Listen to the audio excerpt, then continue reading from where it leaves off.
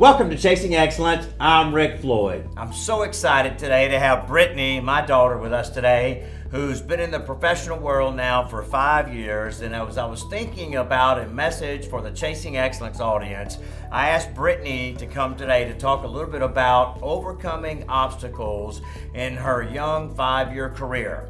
So Brittany, let's talk a little bit about to the audience, as you now have been in the working world since you graduated college for 5 years now, some of the obstacles that you've had to overcome to arrive today to where you're at, which is the excitement that you have every day when you go to work.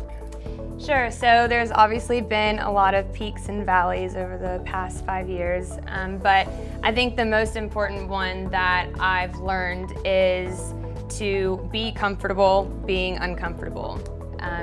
I was in a career that's kind of what happened. I hit that crossroad where I was there for a good amount of time and I learned a lot and I developed a family there. And it was scary when it got to a point where I wasn't sure if my career was going to explode there. And I wasn't sure if, that was really in the cards for me. And Right. So I had to ask myself, are you comfortable staying where you are, or do you want to be uncomfortable and challenge yourself? You felt stymied.